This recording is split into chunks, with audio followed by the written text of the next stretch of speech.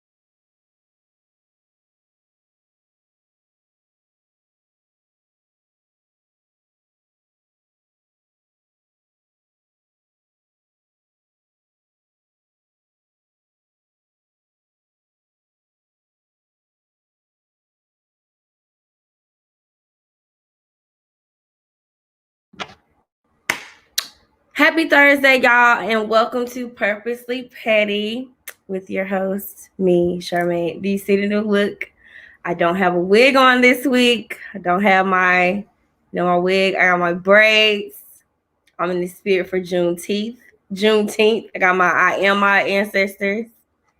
I'm feeling very good. I'm feeling very excited.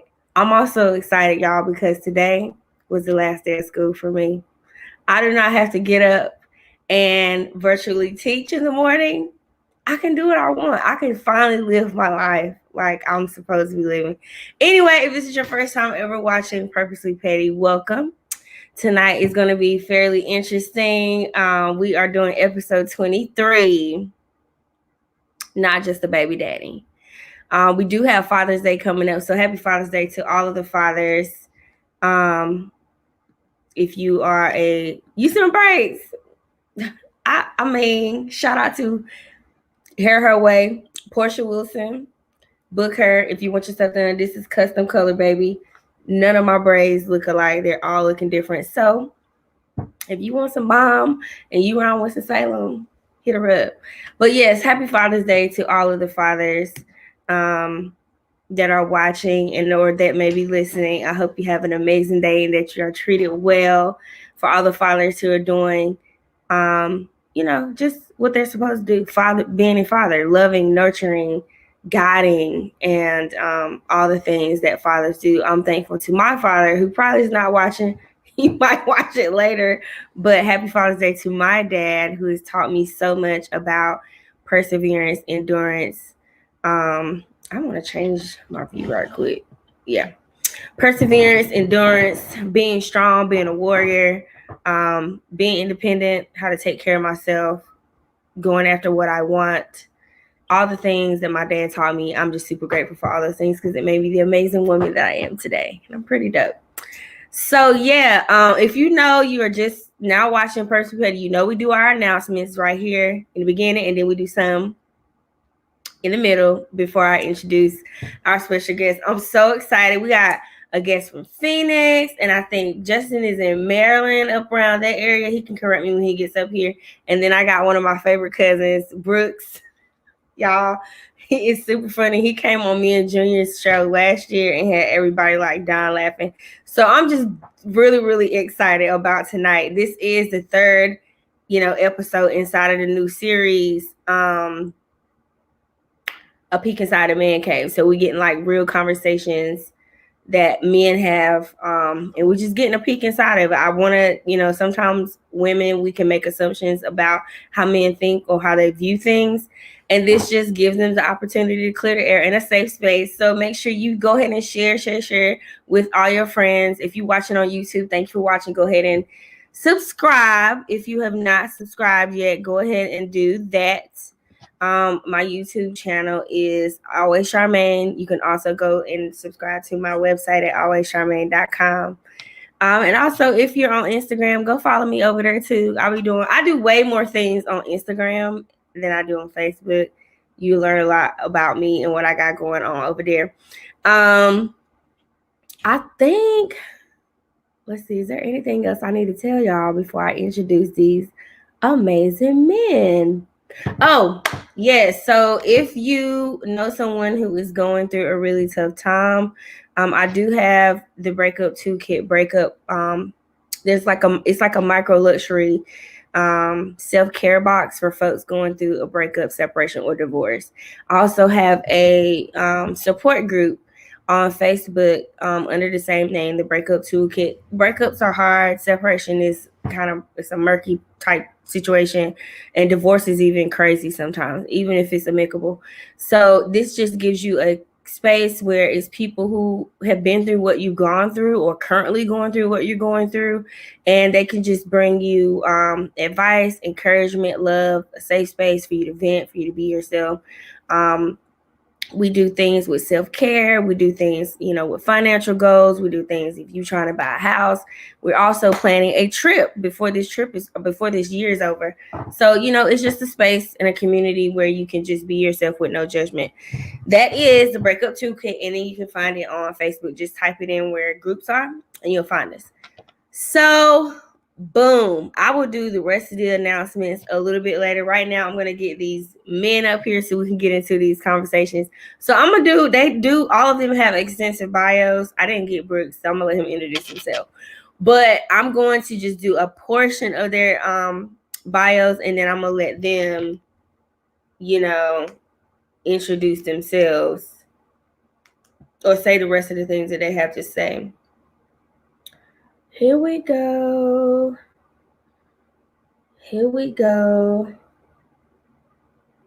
Hold on, y'all. I thought I screenshotted it so I would not have to do this. Did I not? Yeah, I did. All right, so our very, very first guest is Justin. So Justin is 36 years old, originally from Wilson, North Carolina. He is currently working for the Federal Aviation Administration as a communications specialist, and he serves within the unmanned aircraft systems, aka drones department. I'm gonna put him back on the screen because he's sounding real official right now. We safe, guys. He is a divorced father of 4 children who were all by his ex-wife, and they relocated to Baltimore in 2017, and he is currently in Atlanta, which is over 700 miles away from his children. He says he's never met his biological father, and he lived 25 years believing another man was his father. It's getting real tonight, y'all. Y'all know how we do over here. It gets real. We're not straight to it. His future goals is to possibly get married, and he has like that rolling eye emoji thing,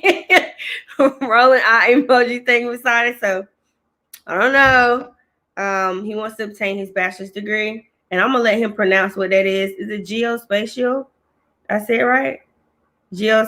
Correct me. Geospatial intelligence from Fayetteville State University. I'm not gonna hold it against you because this is a Winston-Salem State podcast. Okay, this is Winston-Salem State University podcast. So sorry you talking about some Fayetteville State. My dad would like that though because he's a Bronco, and so my best friend. And start and maintain a small business in digital media. Also work on his physical and mental health, and eventually become a homeowner. I'm going to let him, continue to introduce himself. I told y'all it was expensive. So without further ado, make sure y'all clap it in the comments for Mr. Justin. Hello. How are you? I'm well. So, just introduce yourself a little bit to the people. I told the people some of the things, but it's nothing like your own. What plans you have for yourself, what you got going on. The people, my audience wants to know what's up. Okay, that's cool. Like I said, I'm Justin, 36. One thing I think was kind of left out was I served in the U.S. Navy for 5 years. I was an air traffic controller in the U.S. Navy, and I really loved doing that occupation. That was something that really meant a lot to me. I learned a lot, and I met a lot of good people doing it. Other things, I was an athlete. I played football in high school, varsity football.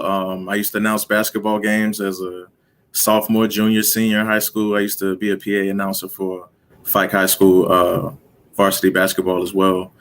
Like I said, since then, went to WSSU as a freshman, 03, 04, kind of struggled in there a little bit. I was a music business major in the and that major was brand new. So we were still being taught like music educators. And I was a little frustrated because I wanted to get in the studio. I wanted to get in the stu. But at the time I lacked a little discipline. So that's when I went into the service, and I actually had my daughter Chanel was on the way. So that's what made me sign up. I wanted to be able to provide for her at that time. And just since then, since my divorce, as of June 15th, it's been a year since I've been officially divorced. Been separated since 2017, and since then I've just been grinding, trying to work on myself. I improved my credit. I got rid of a lot of debt, most of my debt. I started saving up money, and like I said, just started thinking like an entrepreneur. I was always a yes sir and yes ma'am in the military, so I had to learn entrepreneurship 101 and just how to get through that type of thing. So That's my cousin Didi. That's my heart for real. But yeah, I'm just a country boy. I'm from Wilson, you know what I'm saying? I'm country, but I still got a little East Coast swag. You know, we still East Coast. I would go up to Maryland during the summers to see family at the time. So like I said, I've been Dallas. I've lived in Dallas, Fort Worth. I've lived in Atlanta, Winston-Salem for a little bit when I was there. I trained in Florida when I was in the U.S. Navy. So I've seen a lot and done a lot, and still I have so much more to do. So I don't want to continue to ramble on, but that's just some, there's some things about me. Yes, I love it. Wilson in the building, wide awake. Okay, I'm going to now introduce Jaylen. Now, I have never met Jaylen before. He is from Phoenix. I'm super excited to learn more about him and his experiences and, learning everything he has to share with us. So I'm going to read a little bit of his bio, and then we're going to bring Brooks. So he is a Sagittarius single father of 3, 2 girls and a boy. Like I said, he lives in Phoenix. He's a musician. He has 2 younger brothers. He is Guyanese. Did I say it right? Yes, Guyanese in English and Native American. He's also the creator of the podcast, The Father Flex. He's a small business owner, JT's Wash and Go. He's from Indiana, and he's an ex-athlete, played football, basketball, ran track, and he boxed for a little bit. So everybody, let's welcome. Oh, hey, Tiffany. I ain't seen you in a long time. Hope you're good. So everybody, let's welcome Jaylen. Hey, what's going on, y'all? What's going on, man? Yes, welcome. Oh man, thank you for having me. This is next level. I'm definitely glad to be here and glad to share my experiences. So I'm excited to see what happens. Awesome. We're so honored that you said yes. I don't mind coming on Purposely Petty. So we're gonna get my cousin Brooks up here. I'm gonna just go ahead and put a little disclaimer. Brooks is funny. He's like that country wise uncle, but he's young. And he is super funny. So I'm so excited about him. All right, Brooks, I'm adding you up here. See you? Yeah. Brooks. I'm in, I'm a Libra, 37. We can't hear you. You gotta turn it up a little bit. Can you hear me now? Okay, what about now? You're a little bit. Did I say? Can y'all hear him? Yeah, I can hear him. I can hear him. Yeah, he being a car nigga right now. He being a car nigga. Man, look, I was riding, and I said I ain't gonna miss it. But 37 Libra from the country. That's all I want to say. Let's start talking to these people. That's right. So y'all, first of all, happy Father's Day to all of you. All of you are fathers. Yeah, see, Brooks, they saying they barely can hear you, so you might have to turn up your phone. Y'all go ahead. Okay. So first, what are your feelings surrounding Father's Day? I'm sure it could be a little. I'm not going to go to that question yet. How are you feeling about Father's Day? Do you have any special plans? What are you planning to do? Anybody can answer. Anybody?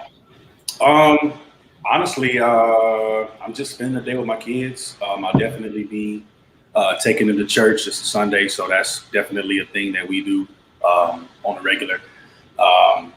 Now, my youngest, my son, he was born last year in September, so he's still kind of like breastfeeding. So he's been staying with his mother primarily, and I'll see him from time to time, just physically or whatever the case is. But now he's a little bit older, so he can kind of kick it with me for a day, and then moving forward, he'll obviously come stay with me just like his older sisters do. But just seeing family. I know my mom is probably, hi mama, if you're watching. I know my mom is probably gonna throw something down in the kitchen, so that's pretty much it. I mean, yes, mama for cooking. What about you? That's what you got going on. I got a very special young man in my life, and he has a track meet in Charlotte this weekend. So I'm going to be attending his track meet.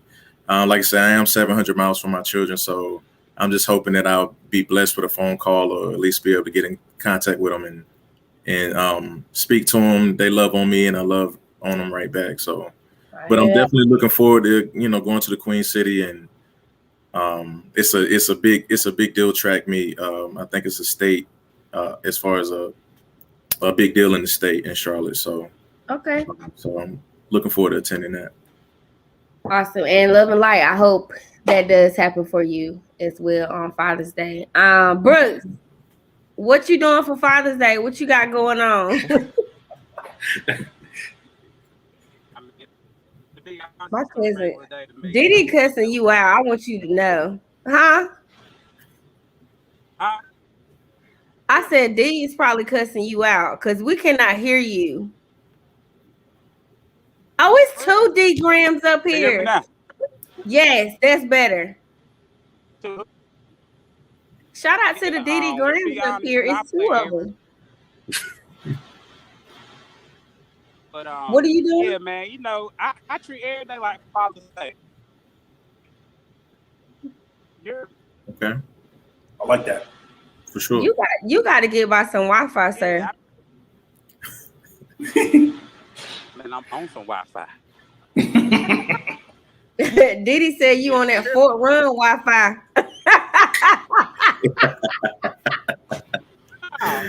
Y'all, Fort Run is like a really, really small town. It's not even a city, or it's a town. This is funny. Okay, so me and D Graham and Bruce, all through, and Keisha, we're all cousins. And then you have a cousin named Dee Graham, Justin. Right. That is so cool. Yep, for sure. I love that. So one of the things on Purposely Petty that I do every single week is called And I Mean That. So basically, I will put a meme on the screen and you guys have to react to it. Now, this episode is called Not Just Your Baby Daddy. So, I mean, we just don't get to it, okay? So I'm gonna put this up on the screen. Yes, it's 2 DDs. Both the DDs. I think that's so cute. I don't know why I just do. So I'm gonna put the meme on the screen, and then you guys have to react to it. So I'm gonna just do this one first.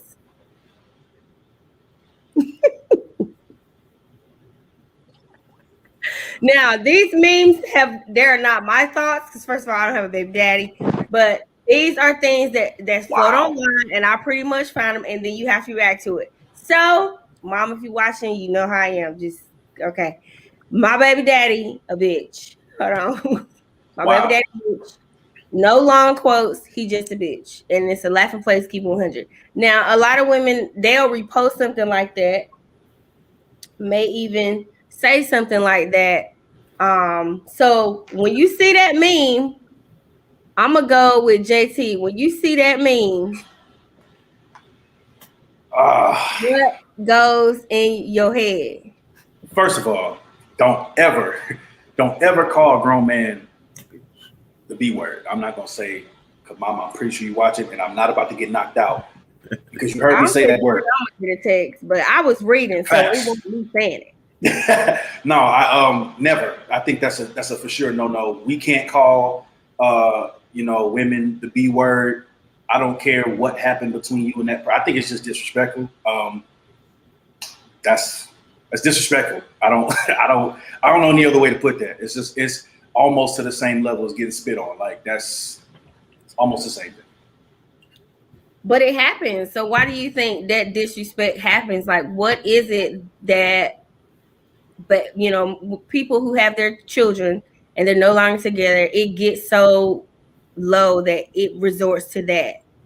I don't believe in people being bad people all the way, because I believe that we was created in God's image, and so that has a lot to do with it. I feel like emotions, situations just play a big part in why people just do or say things. I'm trying to get under your skin. I'm trying to I'm trying to get under your skin. I'm trying to say something that's really going to get at you. So with a lot of masculine men that carry themselves, a certain way, you challenge their manhood by calling them the B word. It's it'll get to you. So I think it's just depending upon what happened. Obviously, you know, mothers and fathers, they can collide and these things take place. And I don't believe they should. So, but yeah, I think that's why. It's just I don't like you no more. You don't like me no more. We still got to deal with each other. I'm gonna be as petty as possible and let me, you know, say something to get up under your skin for no reason. Like, in reality, am I really a B word? No, you know what I mean. But some women just decide that that's the word they want, the word of choice they want to use. So yeah. What about you, Justin? I mean, it strikes a nerve a little bit, but I would say, you know, don't emasculate the brother, you know, and you know, this is on social media, like, you know, grow up a little bit. You know what I'm saying? Like, don't air out your dirty laundry or try to disrespect anybody on social media. If you got a beef with that person, then handle that behind closed doors. But what it sounds like is, you know, two parents or two people on co-parenting. They're not working together, and it's gotten so toxic that this person wanted to create a meme and go on social media with it. So it shows a little immaturity, and this person has put their emotions, you know, in the public eye, you know, especially if people know who that particular baby daddy is, you know. So yeah, you know, don't emasculate them with the B word, and it just sounds like both parties need to do some work and check themselves, because the kids are first and foremost out of all of that. Do you think there are situations though when the nigga is being a bitch though? Like, I do. I think it's when I'm being an advocate right here, because I know that everybody isn't a good father of their children or a good baby daddy. Like, we're gonna keep it a buck up here. Some dudes that are bums, they're not doing what they're supposed to be doing, and that's just what it is. They're also bum mamas, but we're not talking about it right now. I mean, we can talk about that later, because there are bum moms. Like, it doesn't get talked about a lot, but there are some mothers who they're not doing what they're supposed to be doing. What so like what do you mean by, I guess the question is like, what, when they say my baby daddy is a B, like what exactly does that mean? You're not handling business? Is that what you mean? Is it you're not going to defend yourself in, you know, in the event of some, you know, situation? Does it mean this is just what I'm calling you because I have no other better word to describe the fact that you're not taking care of your kids? Like, that's the question, because then it's just like, it could be all those things. Right. So it's never is it warranted, but I mean, I feel like you should find a different term or phrase to use to speak on, because I definitely feel like mothers who are dealing with absentee fathers or deadbeat fathers have more than a right to discuss, openly say what is and what is not going on, because first of all, we're men. We got to be, accountability is should be number one thing for us. So if that's not taking place with ourselves, and they have to even hold us accountable in the first place, which is a problem. I mean, you can find a different word to say it, but I don't think a B word is the word to use. But I definitely feel you have a voice and a right to say what is and what is not going on if the father of your kids is not doing what he's supposed to be doing. So most definitely.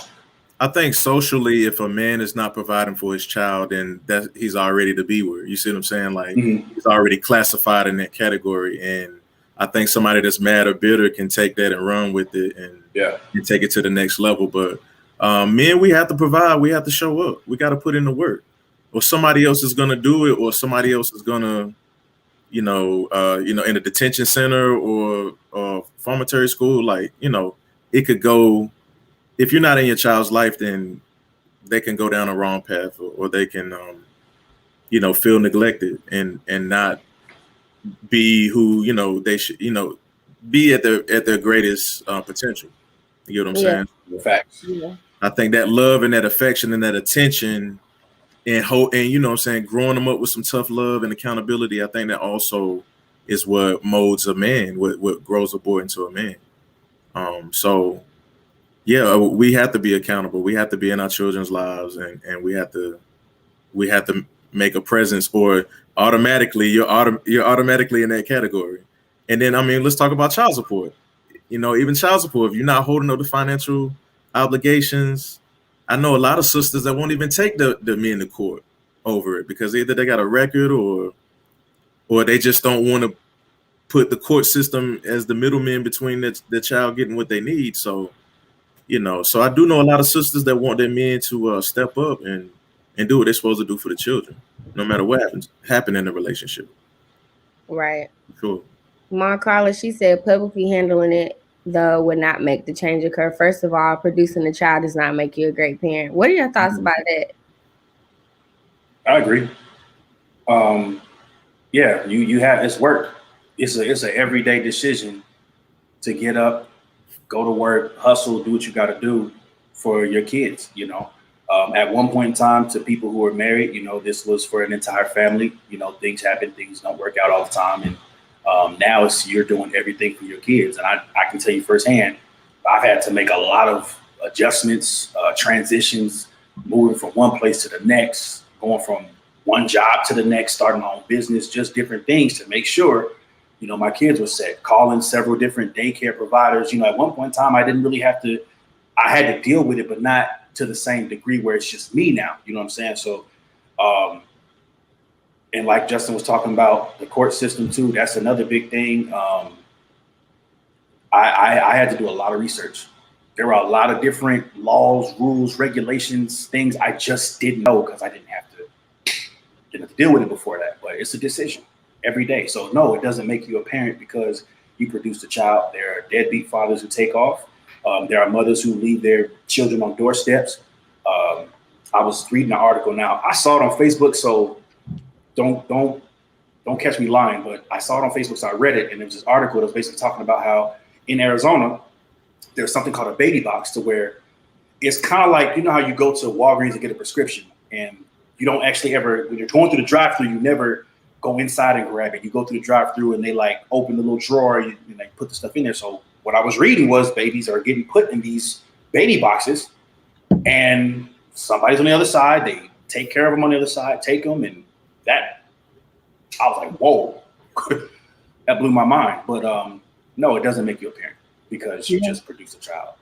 It kind of that box was kind of like equivalent, you know, back in the day when you used to drop the baby off to the police station or the fire station.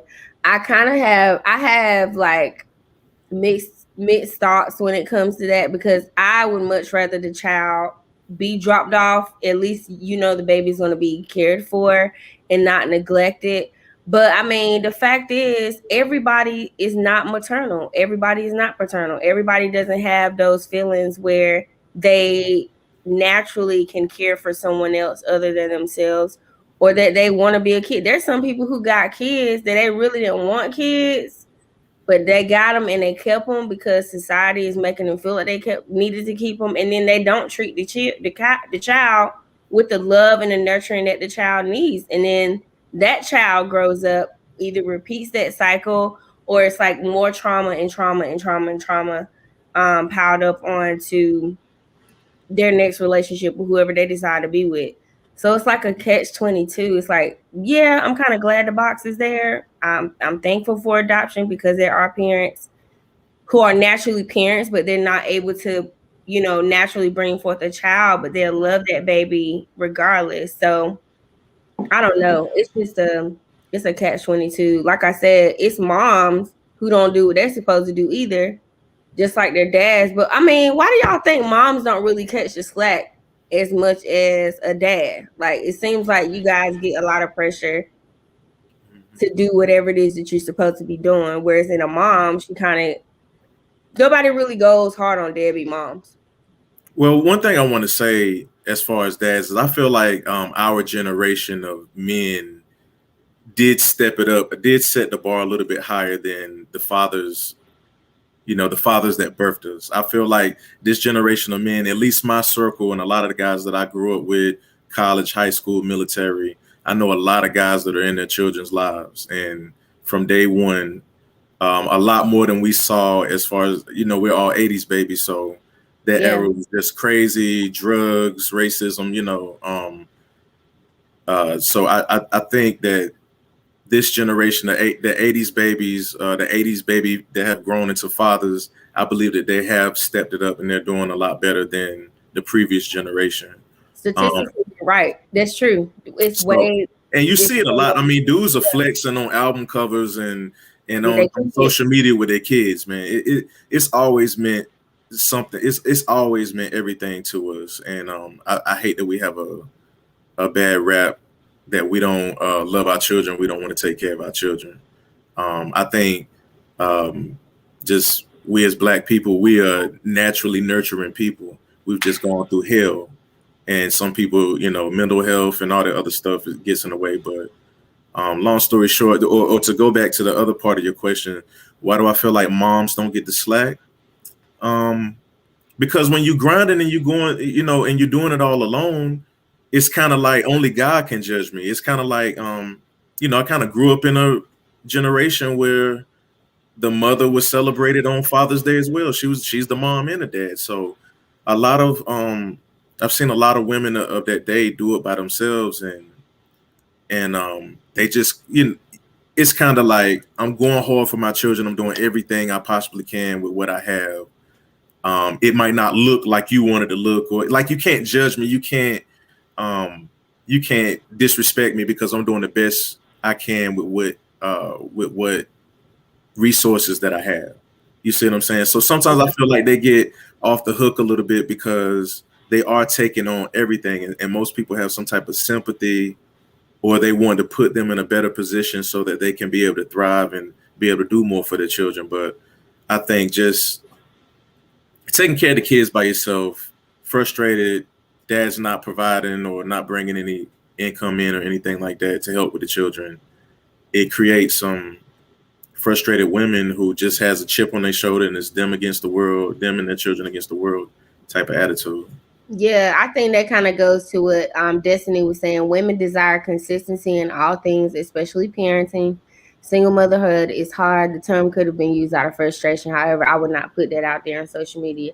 But yeah, I do think a lot of that is out of frustration. And a lot of women, they have to carry so much all the time as it relates to their children. So it can be really difficult to stay positive. But I mean, I don't know.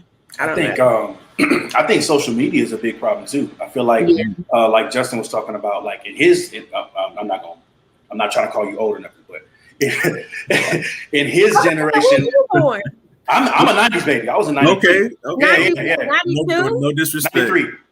No disrespect. You still kind of grew up, but you got cousins and people that was right. So you got our age vibe. Yeah, it's not as foreign. Like I saw it, you know what I mean. But he don't know about Sega and the Nintendo. He came out. I played Nintendo and I played both. I had an older cousin that introduced me to both. So yeah.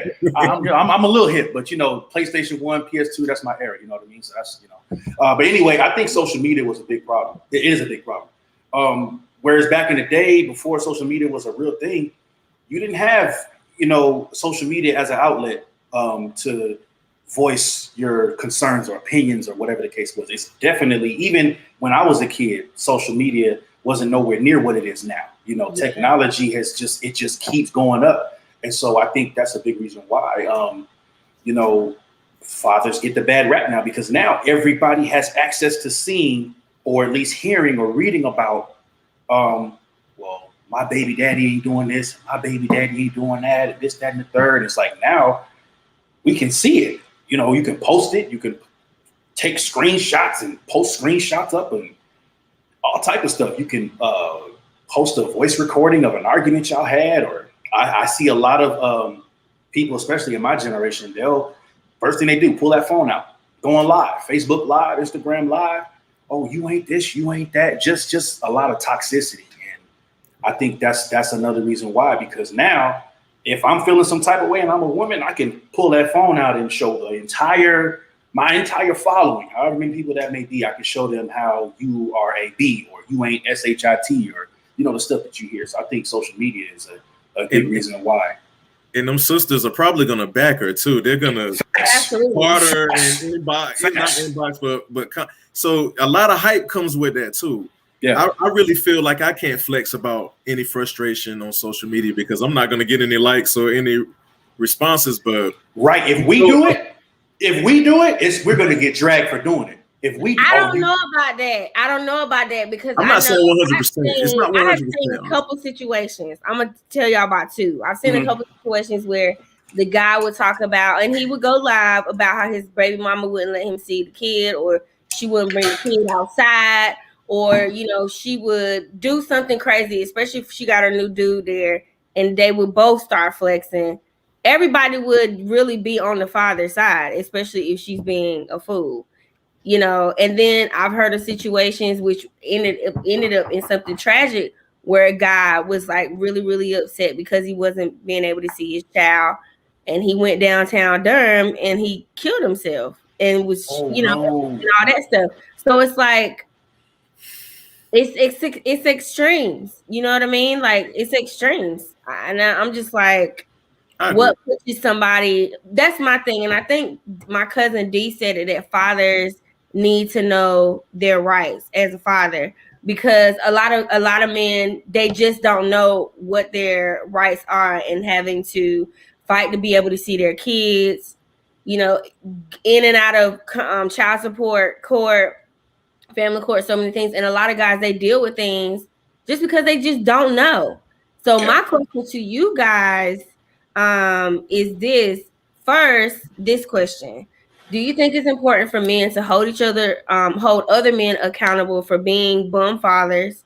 And what are some things you think men could do so they know what their rights are? Because majority of the men that I know, they want to be in their child's life. They want to be there for the first time they walk, and teaching them how to play ball, or doing stuff with their daughter. Like, most dudes that I know now, they really want those things, but they don't know where to turn to or who to vent to. So first, do you think it's important? Because a woman can, you know, we can say what we need to say all day long, but I think it's a little bit different when it comes from a man. Like, bro, what is you doing? Why do you think that doesn't happen as often as it should happen? Well, to answer the first half of the question, I definitely think all men should hold, especially if you got a group of your fellas or your boys, you know, your niggas, whatever. Like me and my boys from high school all the way up, you know, even to this day, we kept in contact. We hang out, kick it, barbecues, bowling, etc. And most of us have kids. There's only a few of us that don't. There's about 9 or 10 of us. So it's like most of us have a kid or a stepchild. So we don't just hold each other accountable when it comes to taking care of kids. We hold each other accountable with everything, whether it's you dealing with alcohol, you know, anything. You know, we hold each other accountable. So I think that's the thing that's going to make this better, is if we all hold each other, ourselves as men, accountable, and get out your feelings. Hey, bro, this is not me trying to come at you any kind of way. This is, I want to see you do your best work. That's all this is. Versus when it's coming from your significant other that you don't too much agree with, here comes the tick for tack. Here comes the, well, you didn't do this and you didn't do this. Now there's no accountability whatsoever. There's none, because now it's just, well, you didn't do this, and now that's my reason for not doing this. And I don't have to do this if you're not doing this. And it's just, it's a big, it just can be a big mess. And I think definitely you should be held accountable. Like, I know I can go to one of my boys and say, hey, bro, you shouldn't have did that. You need to get it together. And he knows me enough to know I'm not trying to come at him or judge him. You know what I mean? You know, it's just, hey, I want to see you do good. That's it. You know, I want to see you do good. I want to see, you know, a father, especially our Black fathers, be in their lives. You know, this is what we need.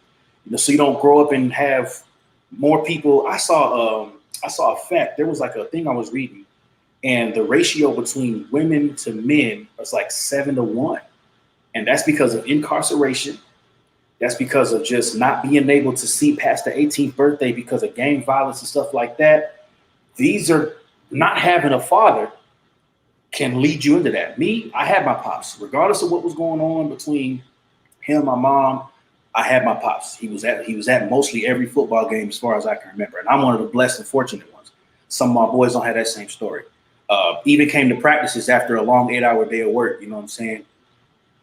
That's it. Sometimes that's all you got to do is just show the interest. Just show I'm here. Just your presence. You know, did I still go out there and do knucklehead stuff? Absolutely, we all did. You know what I mean? Pops or no pops, but that's what it's about. And so, yeah, you gotta hold each other accountable. That's the biggest thing, because when you don't have that significant other to go back and forth with, you're gonna mentally be like, okay, well, can't nobody touch me because I'm the only one that can tell me what to do. You know what I'm saying? And when you get to that mindset, it's just like,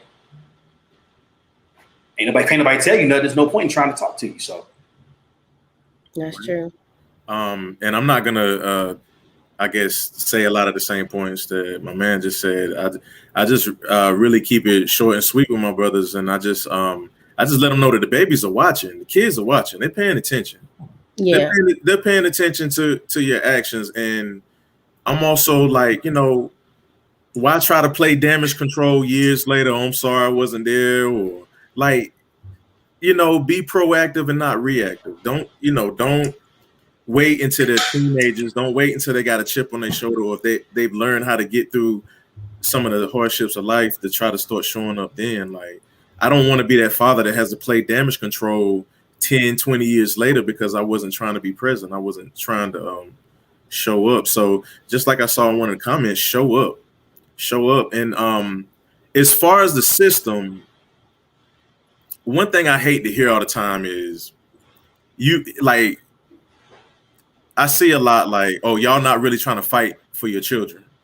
Like, take her to court. If you really want to be a father, if you really want to be the father you are, stop whining, take her to court, get the rights that you're supposed to get for those children. And sometimes that comes off as a little harsh because that costs money. The legal system costs money. And they love this whole child support thing. This is a revolving door. It's going to keep going and going. That money is always going to continue to go in as far as legal representation and divorces and all this stuff. That's a whole nother subject, but just keep it on the kids. I mean, just to keep it on the kids, really, like, it's intimidating just having to pay for a lawyer. And then how many times is it going to get continued? I mean, I understand you got to go through the process. You got to do the whole work to be able to, co-parent effectively or get joint custody or something like that. I've seen a lot of brothers try to get joint custody so to cut off some of that child support a little bit, you know what I'm saying? But now you have to be obligated to having those children longer, not just on weekends. You might have them all summer, like 60-40 or maybe 50-50 of the time, especially if everyone's local. So, and I think men just need to do research. You got Google, you got Google, it's free. YouTube. It's free. I call YouTube University. You can learn how to do anything on YouTube. Whatever you want to learn, you can learn it on YouTube. So look at the videos, figure things out, pray about it, give it to God, and also do the work so that it's a powerful combination. You putting in the whole work, and you got the Most High that's protecting you. You know what I'm saying, and guiding you. So I don't think you should be intimidated, but I do think you got to have your paperwork right. You got to have your bag right, and you got to know what you want to do. You got to have intentions. Don't just go to the lawyer and give up all your money. Go to the lawyers and say, "This is what I want. I'm paying you so that I can see my kids more, so that whatever scenarios, we can come up with plenty of them, but yeah. I don't think anybody should just be like, it's too hard, it's too stressful, I don't want to do it. And I have to G-check myself on that because sometimes the situation I'm in is I'm the parent that has to go see my children. I have to fly every time. I have to travel from Atlanta to Baltimore. And it's not fair, but I can't just stop the show, you know what I'm saying? But it's definitely, like I said, to all the brothers that's out there, don't be afraid of the system. Just prepare yourself, get organized, educate yourself, get your bag right. You know what I'm saying? And then just be ready to be in that child's life. And it's not gonna always be easy. I don't want to do too much talking, but it's not. No, that's what we're here for. We're here to do too much talking. But this is, I'm hoping, and maybe you guys can shed light on it, or maybe some of the viewers or people who are watching, are there like support groups to help men like navigate that? If not, somebody needs to create or curate some type of place where men can get that information, because I think a lot of it, like y'all said, they just don't know what their rights are, and it is frustrating. I watched my brother go through it with his children, trying to get rights, trying to see his kids, trying to do things on holidays, and they switching up just because they can, all types of like craziness. And I'm just like, And that's defeating. It's defeating every time. It's a slap in the face. Discouraging. So discouraging. And we're not no turn the other cheek generation. You know, we're not gonna keep getting spit on. No. You know what I'm saying? We're not gonna keep taking it. You know, we're not gonna keep taking the L. We're gonna, you know, so I'm not saying that means give up, but a lot of people like, I'm not gonna you know what, like I'm just gonna pay the child support. I'll be there for birthday or I'll make a phone call or something. Like some people, you know, they you know, that pain makes them back down or not have as much effort as they could have. Yeah. I think another thing that could help too is if both parties put pride aside. If we as people, I'm not even going to specifically target a specific gender. I say if we as people can put pride aside, I think a lot of things can get better. So if we see more of encouragement, and I'm not saying that mothers don't do this, but if we can keep the same energy on social media all year round, as far as saying, hey, my baby daddy ain't whoop, whoop, whoop, whoop, whoop. If we can flip that and say, hey, he's trying, he's got him a job, he's trying to do this, he's getting himself together. I appreciate what you're doing. That don't mean y'all are back together. That don't mean anything is going on. It's just on some adult grown stuff like, hey, I see what you're doing. I appreciate you as the father of my children. Vice versa. Hey, baby mama or mother of my children, I see what you're doing. I appreciate you. Change behavior. Exactly. Unlearn these toxic behaviors that we see on social media, every movie. You know, I hate that a lot of housewives, the housewives. Oh God, man. You know, it's funny. Me and my best friend were watching a little bit of that earlier today, and I was just like, wow, this is what they see. This is what people think about when they think of us, Black folks. I hate that because it's like, that ain't all of us. That's them. Yeah. You know what I mean? And it's unfortunate because that's the vibe now. That's what everybody looks at, thinks that's what so now it's scary to say. It's almost cultural to have baby mama, baby daddy drama. You're almost weird for living in a 2-parent home. Both parent, like you're almost weird for being like the Huxtables or like Family Matters or the Winslows. You're almost weird for being like that nowadays. And it's sad. And I think if we put the pride aside, change the vibe up a little bit, start being more positive. Hey, I'm going to encourage you to be in your child's life instead of beat you up because you didn't do it. Hey, because I know me personally, I had to literally call that courthouse every day when I had questions. I called every day to a point where they knew who it was by the number on the caller ID. Kid you not. Hey, JT, how you doing? They knew who I was because I had questions. I would literally forget a question I had while I was on the phone. We'd be on the phone for 30 minutes, call them right back. Hey, one more question. Because I had to get this right. The margin for error was so small, I couldn't move wrong because that's how much invested I was in making sure that I had equal parenting time. And I did it. And so that's why I tell all of my boys, hey, you can do it too. I did it. I come from the same streets a lot of these jokers come from. I grew up in the same neighborhoods. I played on the same football fields and the same gyms. I'm no different. I got tattoos just like the rest of y'all. I got chains and earrings just like the rest of y'all. I'm no different. Y'all can do it too. I don't have no college degree. I just have a high school degree to my name. I'm a small business owner. That's it. So y'all can do it too. And I think that if back to that accountability thing, okay, hey, not only am I holding you accountable, now let me put you on game. Yep. Yeah.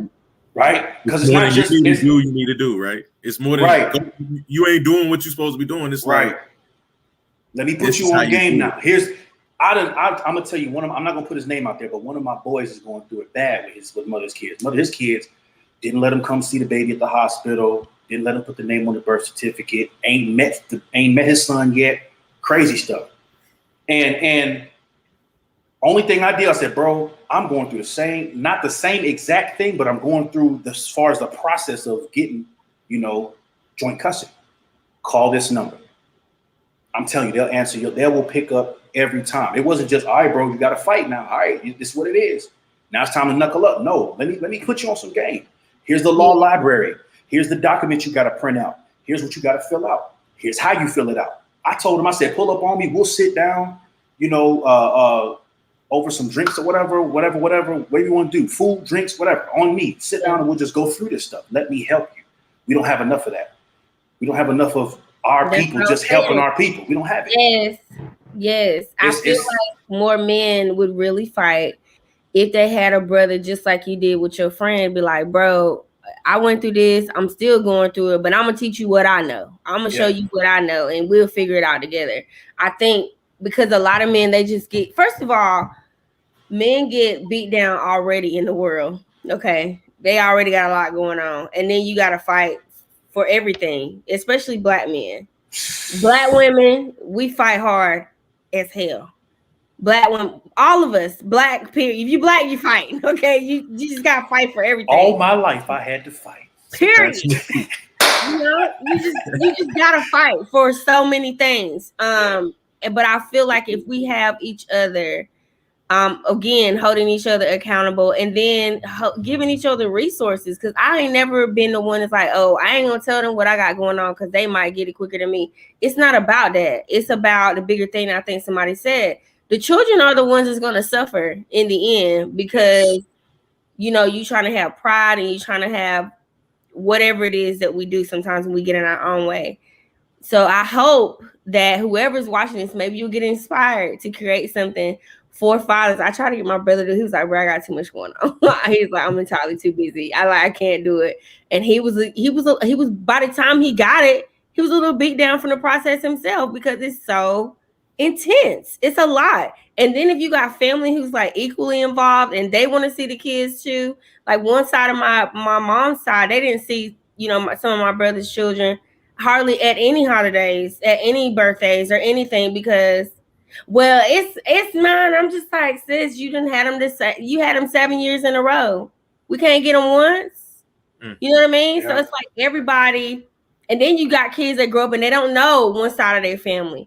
They don't know why they have certain mannerisms or traits. And it's like, well, you got this because you were Bryant, or you got this because, you know, you were Johnson or you were Jackson, but they don't know because they only see their mama's side, which again, the child is suffering from that. I just hate it. I hate it. I really hope somebody watching the show or either one of you get inspired, if you have the time, to create some type of support group to help fathers. Because I honestly and truly believe it's a lot of y'all that really do want the best for your children, and you really do want to be that support and that guidance for them. But you got so many things stacked up against you, so it's hard. And that's it's crazy you say that. That's what birthed the Father Flex. That's what birthed that. My struggles, my triumphs, me gaining knowledge, it's just me regurgitating and encouraging. Am I up there trying to bash baby mamas? No, because I know there are men out there who don't make good decisions. Women don't make good decisions. You know, I'm not going to judge anybody. And I will hope nobody would judge me. That's not what it's about. Like you said, it's about the kids at the end of the day. That's what it's about. You feel how you want to feel about me. Just don't harm my children. I don't, you know. Yeah. That's what it is. So that's what birthed the Father Flex. And I hope that, you know, with enough videos, I'm working on a new video I'm going to drop hopefully on Father's Day. With enough videos and helping YouTube and whoever else sponsors or what have you, I can maybe create some type of organization or foundation where brothers can just come and get knowledge, get resources, get help, encouragement. Yeah. It's hard for us to find, it's hard for everybody to find a job, especially black men. I'm not going to get hired because I'm 6'3" and black. Seriously. So you want me to go flip burgers. I only make $800 after working 50 hours a week at a burger joint. I have $800. You're going to take $750 of that in child support. And then call me a deadbeat. Where do we win? You know what I mean? That's the hard part about it. So now we got to get 3-4 jobs, you know, side hustles. You know what I'm saying? Just to make it ourselves, we got to have our own place. Got to have good credit because most places ain't going to let you stay. Apartments, houses, private owners are not going to let you stay where you need to stay at. Right. If your credit ain't right. No matter how much money you make, your credit ain't right. They're not trying to mess with you. It's hard. It is not easy. So, you know, that's hopefully, you know, that's what I can do. Just kudos to you for that. Yeah. For sure. Kudos to you for that. Y'all, so I have a thing. I'm going to do some announcements, but I have a thing called the petty meter. You cannot, first of all, y'all can't come on Purposely Petty and not share one story where you were petty. Now, if you're just not watching Purposely Petty, we're not just saying being petty for, for your health.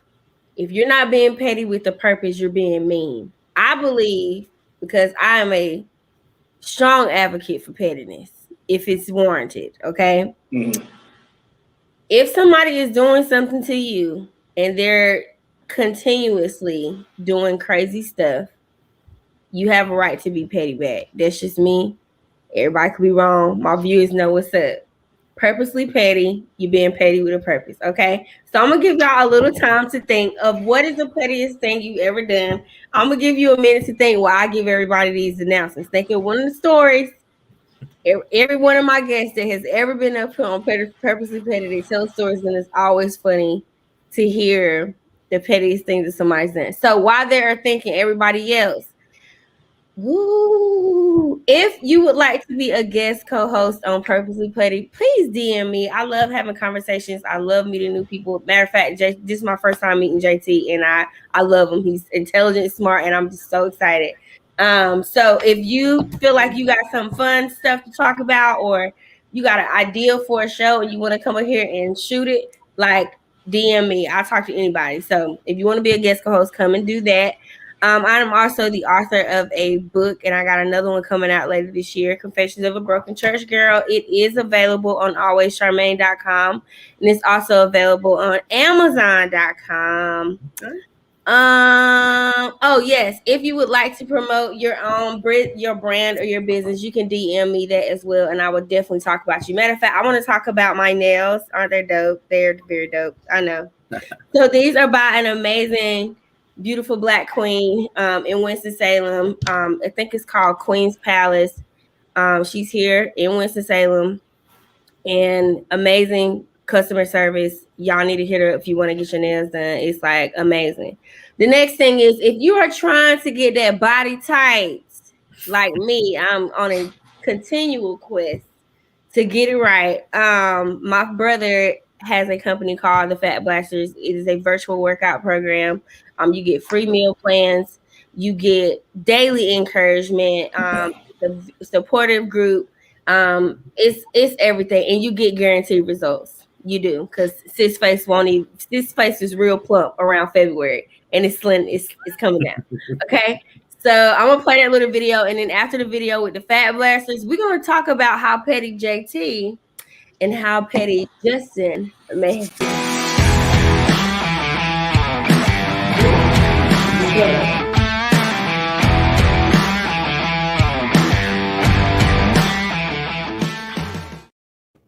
So y'all see with the fact that my man was 375 pounds and he's like 180 now.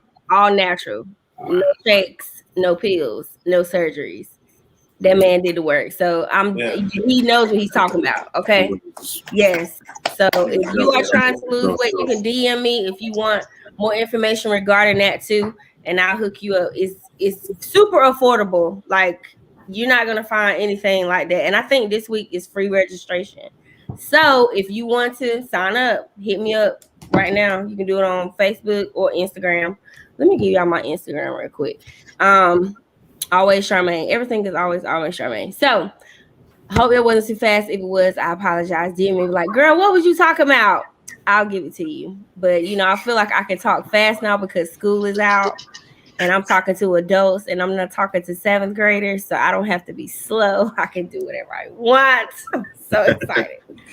So guys, what is the pettiest thing you have ever done? This is the petty meter. And if you are in the comments and you want to share your story, you can do that too.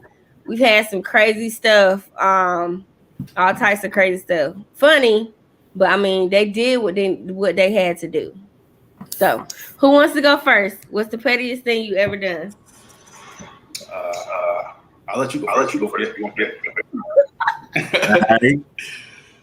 It's not the most pettiest thing that I've ever done. I would say it's you got a lot of them. Well, it's the pettiest thing that I've recently done. and I think it was rightfully so.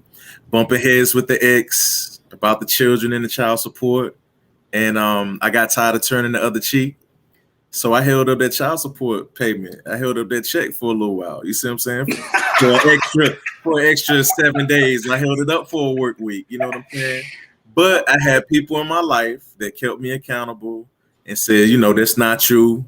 That you cut from a different cloth. You're not built like that. So let the petty go and do what you got to do. You know what I'm saying? But definitely I held that payment up, and I pay I pay on the first of the month on time. We have the same bank, so I just send it and collect a screenshot. But after I heard that mouth and that yapping, I was just like, you know what, I'm holding it for 7 days. I'm gonna hold it for a little bit, but at the same time, I have to understand that the kids were suffering. That could cause the kids to suffer because I want to be petty. So, that's something that I've done. Recently, around the March or April, springtime. Oh, it's fresh. Oh yeah, it's fresh. Okay. All right. What about you, JT? Okay, I got one. I'm gonna tell. It's not something that I did, I guess you could say, but whatever. So, situation was, and I don't know much about doing little girls' hair. I'm learning that as I go. I got 2 girls and a boy. So if it's my son, and if he were to be a little bit older, I can show you how to brush your hair down and put a do-rag on and call it a day. But with them, it was completely different. So I noticed that, my oldest daughter and my youngest daughter, their hair needed to be done. So I took initiative. I said, okay, let me do what I do know how to do. Or my best friend, she helped me out most of the way with doing their hair, whatever the case was. And I did most of it as far as like washing and detangling and all that stuff. And then she like put it up in a little ponytail and called it a day. So my ex was like, were you going to tell me you changed their hair? Like you were supposed, it would have been nice to know this, that, and the third. Now in my head, I like to think about things before I say it. So in my head, I'm like, I'm their daddy. Why I can't, if I see that their hair needs to be done, why I can't do something to make sure their hair look good? Because why are you going to be a representation of me walking around here looking crazy? I'm not about to let that happen. Right. So she said, her and I had a conversation. And it wasn't no beef or nothing like that. But my petty meter was, it was on that side. So I said, okay, it was on that side. So I said, all right. So the next week came, the hair was looking the, same way. And my best friend was like, best friend, you need to do something about the hair. I said, no, I'm not touching nothing. You said don't touch their hair. So you know what? Okay, fine. What I do, send them back. My mama said, you know what? You shouldn't have did that. Well, she bring them over here. I do their hair. That's not, so she kept me accountable. And I was like, okay, you right, mom. All right, you right. But I said at the same time, she didn't want me to touch their hair, so I didn't touch it. My daughters was walking around looking crazy. What you gonna do? And like Justin said, it's the kids are suffering. So I was like, at the end of the day, that's what I had to keep in the forefront of my mind. But that's probably the pettiest thing I could really say I just ever did. So I ain't touching it. Yeah, no, you said not to, so I'm not going to.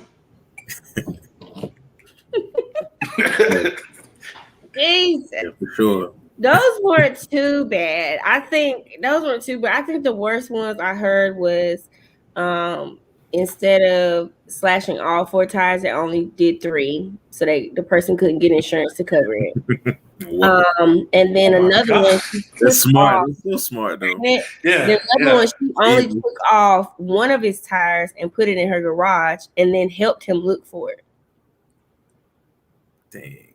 Wow. Yeah. She was like, I'm gonna get some time with you one way or another. I'm gonna get you. Right. No, he was playing with her. Away from the rest of the business. With me. We're gonna go on this. He was playing, and he was playing, and she took that tire and was like, I'm gonna take one of them. And she said she kept it for like 2 years. She kept the tire for 2 years.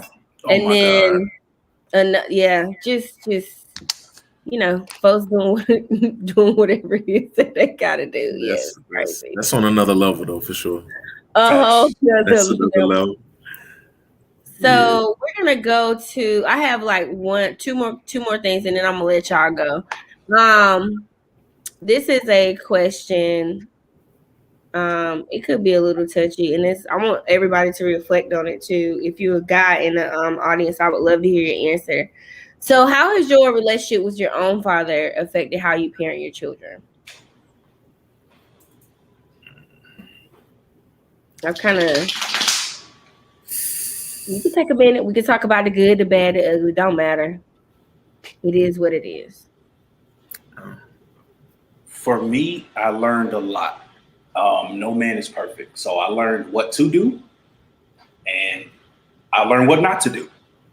Simply put, no man is perfect. And it took for me to go through some of the similar situations my father went through when I was a kid, to have that openness to come talk to him and be like, all right, let's cut the beef, right? Because I was talking to my OG not too long ago, and I was telling him, I was like, that age that you really need your parents is when you get into this world, like after 18, 19, that's when you really need them. Being a kid is easy, sports, homework, school. Sleep, eat. You know what I mean? It's easy. Everything is provided for you by somebody as a kid. Yeah. It's when you get past that 18 threshold to where you got to be responsible for yourself in certain instances. That's where you need the most. So it wasn't until I got older that, me and my pops really got a lot more closer and started, chopping it up more and stuff like that, hanging out, whatever. But as far as, raising kids, the difference for me, and it's not to say he wasn't there at all, because he was, but the difference is he raised all boys. I got nothing but brothers. Now I got 2 girls. So it's like I can come to him on the parenting tip, but as far as raising girls, I can't say much. He'll ask me, what is it like raising girls? I'm like, man, it's like you have a female version of yourself that can make you so mad, like so upset and test your gangsters so much, but you love them so much, so you just look past it. I'm not even about to sit and be mad at you for longer than 5 minutes because you're my baby. You know what I mean? That's just how it is. I know my daddy feel like that because everybody says, yo, you look like your mama, but you act like your daddy. Like me and him. Whew, let me tell you. And I don't know if it's because I spent a lot of time with my daddy as a little girl. I grew up in the house. My dad was a very hands-on father, very hands-on, very, what's the word? He wanted to teach us a lot of things. He's like, I'm preparing you for life because you ain't always going to be in the house with me. So to some people, my dad was kind of militant. He's like, okay, you can cry a little bit. Okay, now what you gonna do? Yep. How you gonna figure it out? I can't always come rescue you. I can't always come, even though there's not been one time that I've ever called my daddy that he didn't come to me. But I also knew that if I had to figure it out, and a lot of times him and my mom, they wouldn't even help me. They'd be like, figure it out. Figure it out. You'll figure it out. It's difficult. You build tough lessons, but it just, I don't know. My father, I know a lot of the grit that I have and the tenacity that I have and that confidence and this assurance that I have in myself. It came from my dad because he's like, you a Williams. We ain't got time to quit. You know what I'm saying? It's like women, girls, we need that validation from our dad. It's nothing like our dad saying, girl, you can do it, or you're beautiful, or you're intelligent. Like there's nothing that you can't do. It's nothing like your daddy saying that to you as a girl. You like, I'm about to take over the world. I'm about to take over everything because my daddy said it. I can. Right. It's just like, but like you said, fathers aren't perfect either. Sometimes I'm like, Dad, you could have been a little bit softer with me. Just a tad bit. I would have, and I told him my family, we have this thing called family meetings where we talk, and it can get a little intense because we're very passionate people, especially me. Because if I get too passionate, the voice start quivering, my eyes fill up, and I'm just, so I'm just like, why did you never tell me I was pretty?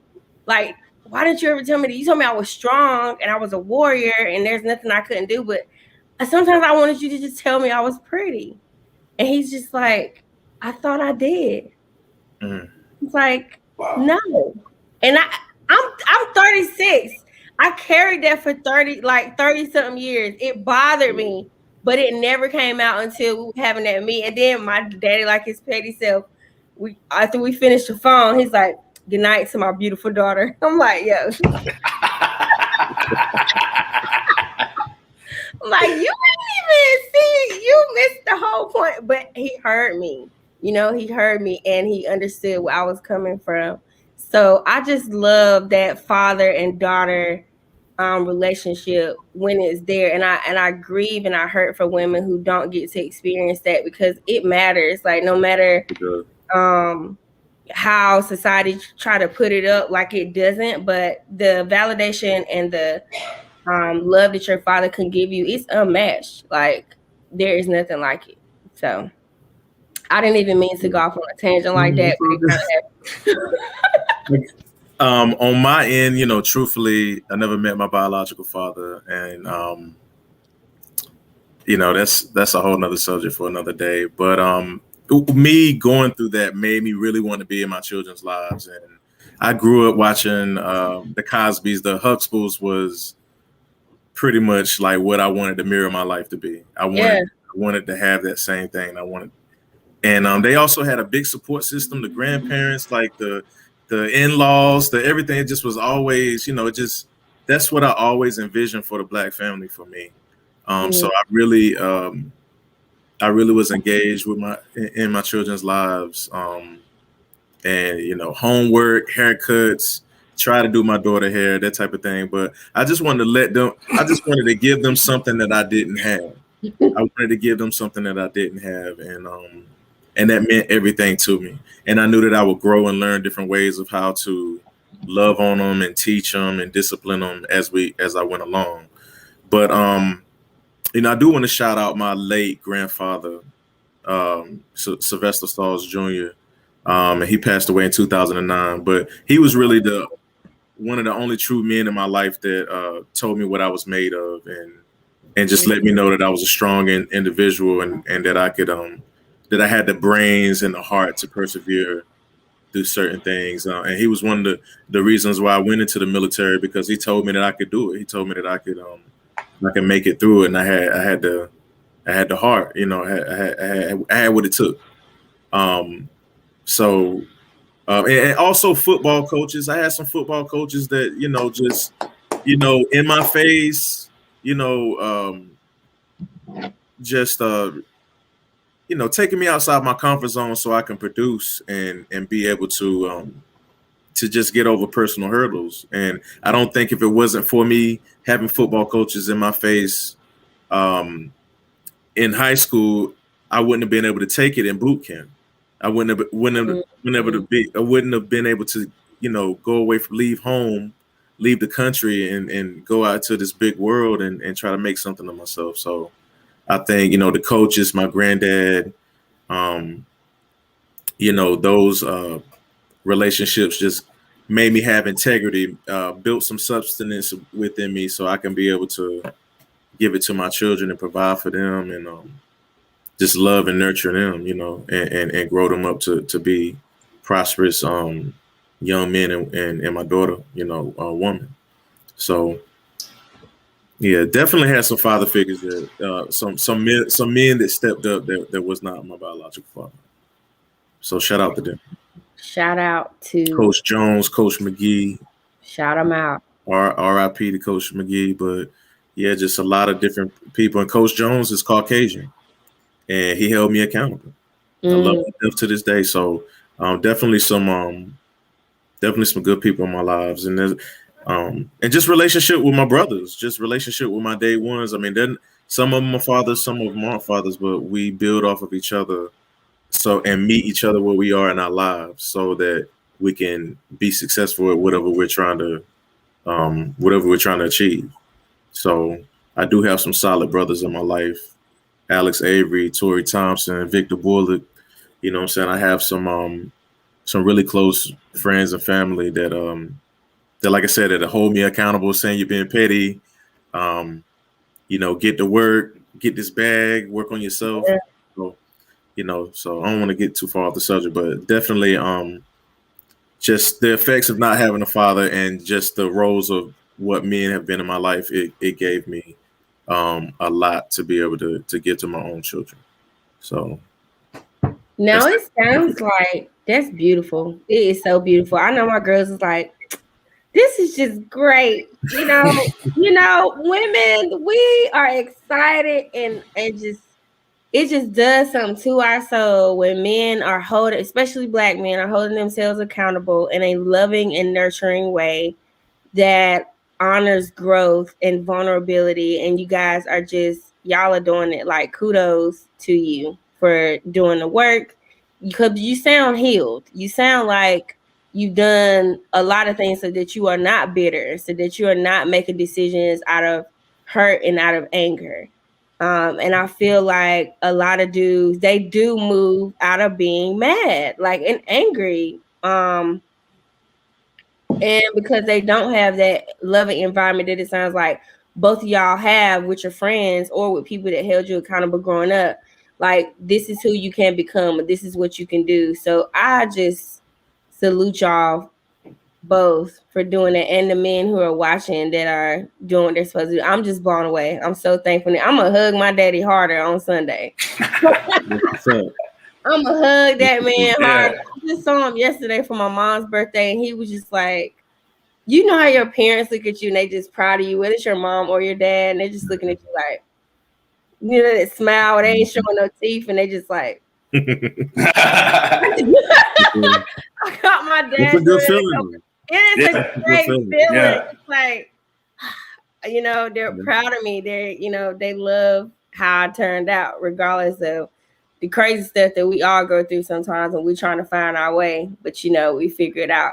Speaking of the crazy stuff and where I find a way. So I'm about to segue to divorce. So your divorce was final on the day that I got married. My divorce is it's going to be, well, it was already final. It's been final for 5 years, come June 23rd or 21st, one of those. So it's funny. So how have y'all been able to navigate divorce and parent while keeping a stable mind, keeping your mental straight? Because divorce is hard. Man, it ain't easy. I honestly kept my kids at the forefront. My kids were that, carrot dangling in front of the rabbit, and I just, if it wasn't about them, I'm not giving it attention. I'm not, entertaining it. As far as myself was concerned, a lot of drives. I got down here in Arizona. We have this big lake called Tempe Town Lake. The number of times I've walked around this large, and it's huge. If you walk around it, it'll take you about a cool hour and a half, 2 hours, just praying. What? Yeah, just walking, just clearing my head, taking those moments to just. A lot of people, and everybody has their own method of healing, self-care, self-love. Me, my thing was, let me go take a walk, especially when it's not hot, because out here, like today, it's 120 degrees. You're not gonna see me out there today. You're not going to see me out there in that lake today. But other times, if I'm going through it, put my phone on Do Not Disturb, let me go take my walk. It's just to clear my head, make sure that every move I make is a clear, well thought out move. I'm in a clear headspace. I'm not just making a move off impulse. I'm not just making a move because I'm mad, like you said, or angry. Everything I'm doing has a purpose. That's just how I got through it. I kept my friends around me. I let them know what I was going through. I let them know, everything. And it wasn't just to air my business out or put it out there, but I kept my boys around me, my family.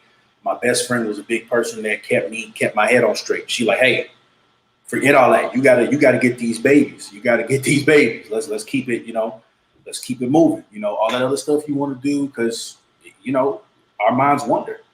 Some men deal with suicide because they can't see their kids. Yeah. Like we talked about earlier. Yeah. We love our kids so much. Some women use that to get at us or to try to manipulate what they want.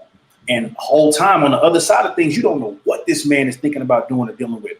Just because I can't get 5 minutes with my son or my daughter like that, they don't understand that. So to the women listeners out there that may feel like I'm stabbing at them a little bit, just think about that. Just think about what you're doing and how it's affecting that person. It don't mean you care about them. It don't mean you're still in a relationship with them. Just think about where that mentally could take that person, you know, before you just decide not to answer a FaceTime, not to answer a text message, you know, not to pull up with the kids when you said you was going to pull up.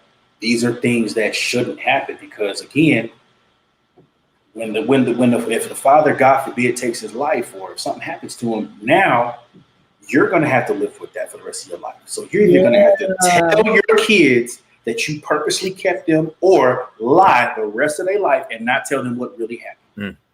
But the thing about it is, the truth always comes out. It always does. It always comes. It always does. I mean, every single time. Like every it does not matter. There's nothing that you can do. Say that them kids, they're gonna want to know. They're gonna find out, and they're not gonna stop asking questions. Somebody gonna end up telling them the truth. So it's just like, why do you do that? Because I told my nieces and nephews, I said, listen, when you get a certain age, I'm gonna put you up on game. You too young right now. I don't want to cloud your judgment. I don't want you to have nothing. When you turn 18, my nigga, I'm gonna tell you. Because tell you. Like, but right now, nah, you don't need to know. Yeah, and I'm fortunate enough for my kids to be on the younger side. You know, my oldest is going to be 4 in November. My middle is 2, and my son is 9 months. So they're going to grow up kind of getting used to there's daddy's house and there's mommy's house. You know, they're going to get used to it. But in cases like mine, you know, when they finally got divorced, I was like 21 or 22. But when everything initially started happening, I was 18. But my 2 younger brothers, they were still kids. My youngest brother, if I'm not mistaken, he was in middle school, on his way to high school. My middle brother was just entering high school. So I feel like not everything is the kids' bit, like children's business. Yeah, you don't expose your kids to everything right away. Mm-hmm. Unfortunately, we were exposed to it. So our mother was venting to us about what was going on. Our father was venting to us about what's going on. We're kids. We don't know nothing. You can't even process it. And it's like to have to grow up that fast and take a position of neutrality to maintain some type of peace and order in the home is toxic. It's a lot of pressure too, because you're like, I don't want to say this because my mama gonna get mad, and I don't want to say this because my daddy might get mad. And you say absolutely nothing. It's a lot. I love both of y'all. Why are you doing this? I love both of y'all. Yeah. Like, yes. Whatever it takes. Yeah. At my end of the question, my end of the spectrum, she left me, and like I said, she went to Baltimore. It was pretty devastating. I was left in a 3-bedroom, 2-bathroom, 2-car garage, cathedral ceilings, all the room in the world for the babies.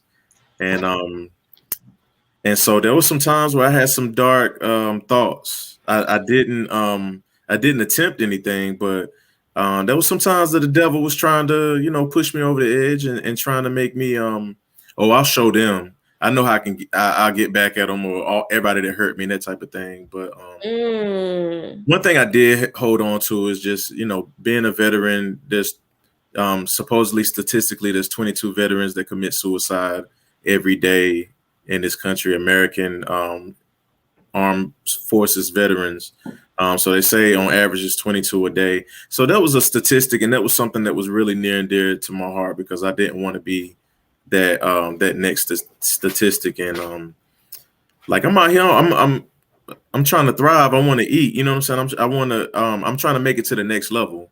I feel like I was purposely put on this earth to break generational curses and obtaining generational wealth for the people that I love, everybody that I touch. So I can't give up. I can't shut it down there.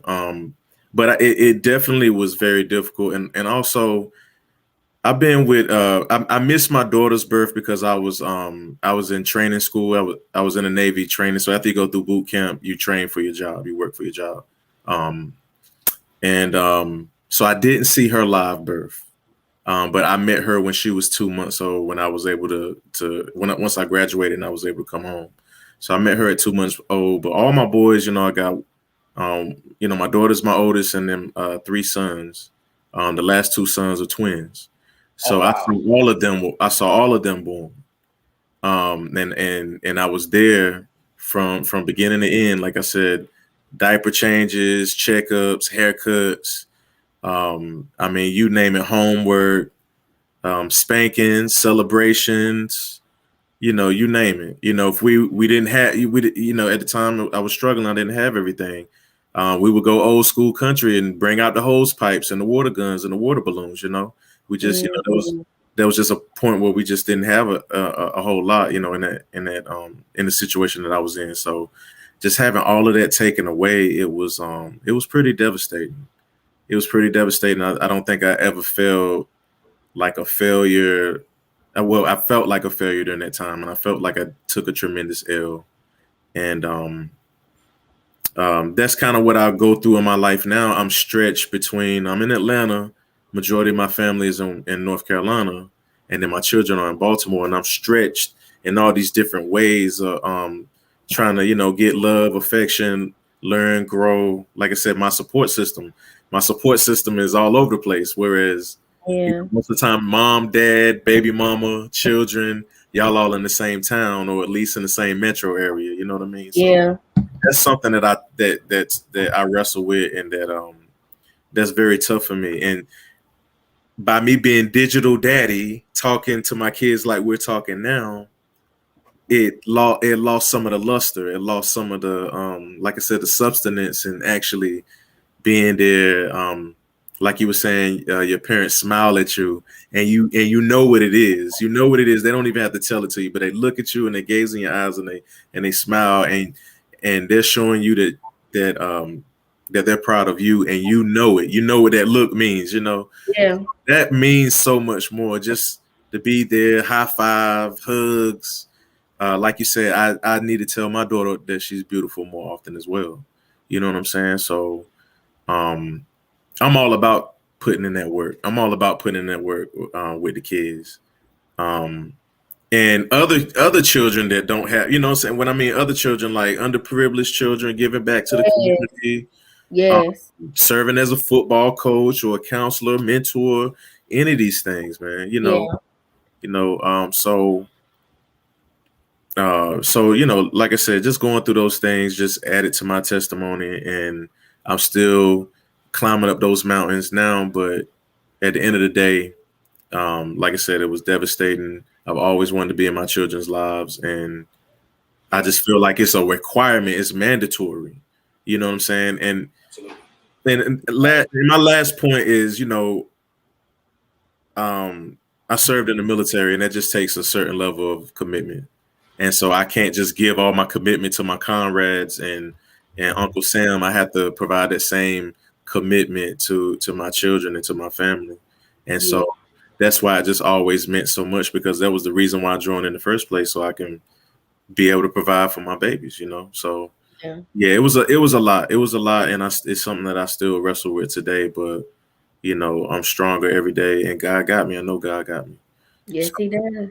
So so much love and light, and I hope it continues to turn in the right direction, the direction that it's supposed to be in, where you're with your children. It's a good situation. Your mental's straight. Everything is just in order. I definitely send those wishes and love and light to you for sure.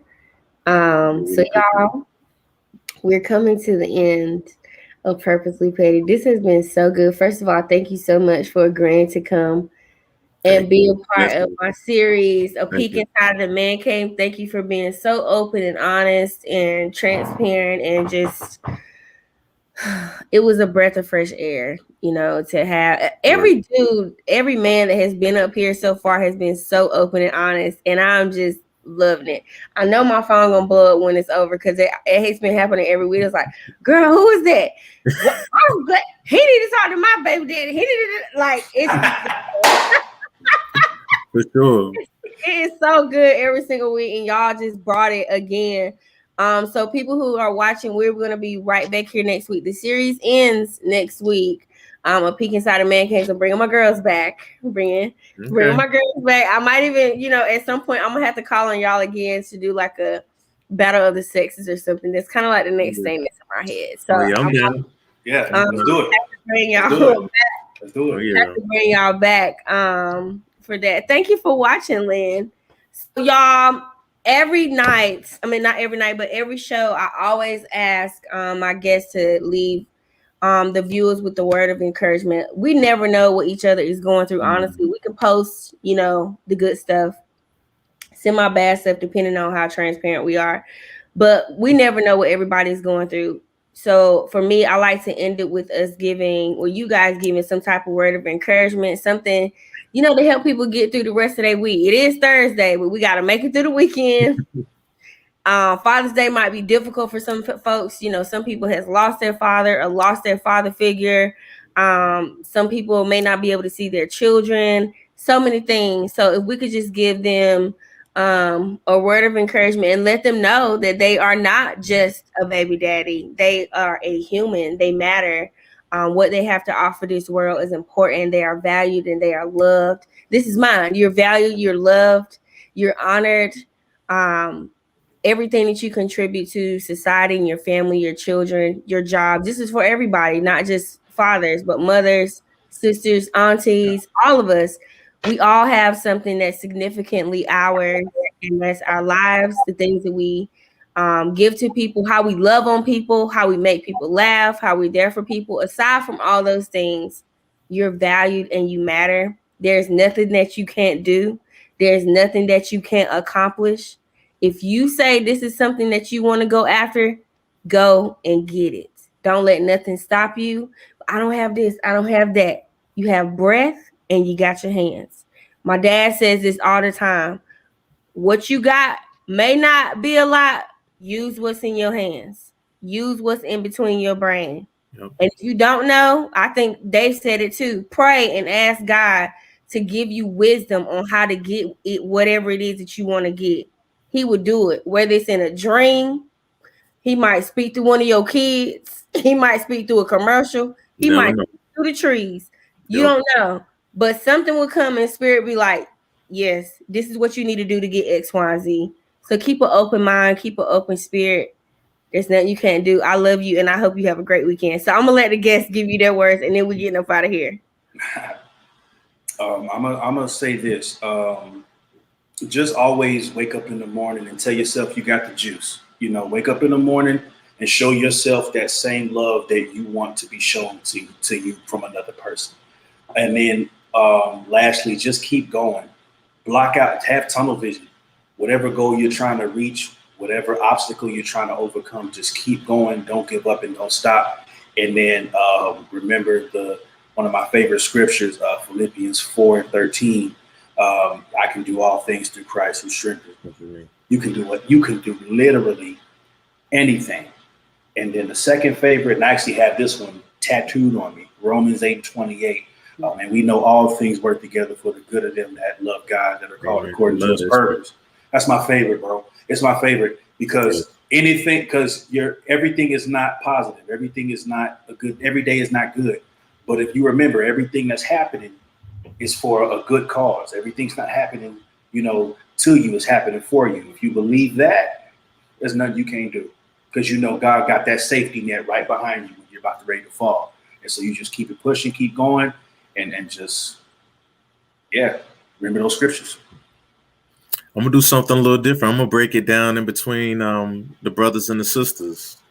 As far as the sisters, y'all are beautiful. We love you. We love what y'all bring to the table. The flair, the different flavors. Y'all, what I'm saying? Y'all come in, y'all come in all different colors, shapes, and sizes. And talk about it, Doc. we just want to love. I just want to say some encouraging words to y'all to love on y'all and let you know that we as men, we do appreciate y'all. We still fight for our Black women. We want to protect our Black women. Yes. And y'all deserve everything that you work your butt off for. So on that end of the spectrum, like I said, y'all beautiful. We appreciate y'all. On the brothers, we the most hated men on the planet, and we still got the sauce. We still got what they want. They still got what they want. You know, they built this country off of us. They've taken our culture. You know what I'm saying? I'm not trying to get too deep, but go there because they do. Brothers, we got I ain't even get this talking about Juneteenth because I'm so mad. I'm still kind of mad about that. For sure. So my bad. You know, but we on the same, you know, great minds think alike, and we're on the same wavelength. And you know, we want to tell the brothers that we love you. You know what I'm saying? You're important, you're special, you're the fastest, you're the strongest. You know what I'm saying? And we're not dummies either. We're intelligent. And like I said, I think we some beautiful and passionate people, men and women. We've just got this bad rap. We've been looking at a lot of hip hop videos, a lot of guns, and a lot of movies, and people got a bad rap when you see a dreadhead or somebody with their pants hanging down. You know what I'm saying? Which, you know, we got to know how to carry ourselves as well. We got to hold each other accountable. So love on each other, protect your brothers, protect your sister. Man, let's bring this community back together. You know, they what was it, Tulsa? You know, they tore our stuff down. You know, we had black bus stations and stuff in North Carolina, HBCUs. You know, we've been trying to excel ourselves, and we can't quit. So we got to heal ourselves and love both sides and come together and create, because there's other people from other countries coming down here. They're eating. They're coming to eat. They're eating on our block. You know, they're in our neighborhoods. They're in our neighborhoods, our hair stores, our restaurants, you know, our gas stations. That's right. You know, so it's on both ends. You know, I just saw my grandmother, Dorothy Saws. I want to shout out Dorothy Saws. I love you so much. Thank you so much. Hey, Grandma. That's my love. That's my heart right there. Sylvia Saws is my mom. I love her to death too. Mom and grandma, they raised me up as well. When I didn't have that father figure, I definitely had those mothers in my life too. But yeah, let both sides, you know, brothers and sisters, let's come together, grown men and grown women. Let's have these conversations and let's grow. Let's build. We got to build. We behind. We got to build and get this bag. So that's my sermon. That's it. Yes, sir. For sure. Yeah. Y'all, thank you again. Don't hang up after this, after we finish broadcast. I stay. But everybody that's viewing, thank y'all so much for viewing it. Listen, share. Come back with me next Thursday. I'm here every single Thursday at 8:30 with Purposely Petty. You never know what we're going to be talking about. You just never know. But I thank you for joining us, Justin and JT. Thank y'all for being so open and honest. My cousin Wi-Fi, he was round there with that country, and I told him, shout out to him too. Shout out to him. Maybe he'll make it back at some point. I'm like, you got to start going to Starbucks or something. Girl, why is my phone talking? Anyway, thank y'all for coming up here. It was great. I'm definitely going to have you both back. Everybody who's watching, have a great weekend. Please go somewhere and celebrate Juneteenth. Do something really, really black. Make you some okra stew. Make you some fried fish. Make you some rice and beans. It's a federal holiday now. It's a federal holiday now. Go and watch High on Hog. Do something with your children, your grandchildren. Celebrate our freedom. If you celebrate July 4th, that's on you. But as for me and myself, me and my friends, we are celebrating Juneteenth. Come on, somebody, because that's ours. All right. We weren't free on July 4th. We were free. We was free June 19th. All right. So y'all do that. And if you have a special father in your family, go celebrate him. Love on him. All the men in your life that you know that are doing something great, you know, love on them. And even if you know something that's not, tell him Happy Father's Day and see if maybe he can get convicted, to where it convict him so much that he's like, you know what? I really don't even deserve this, but I'm going to get my act together. You just never know. Right. All right. Love y'all. Thank you so, man. We appreciate you. Thank you. Thank you so much. Absolutely. Outstanding show and platform. So thank you for allowing us to be up here for sure. Thank you. Y'all have a great weekend. This is Purposely Petty, and I will see y'all next week. Have a great weekend.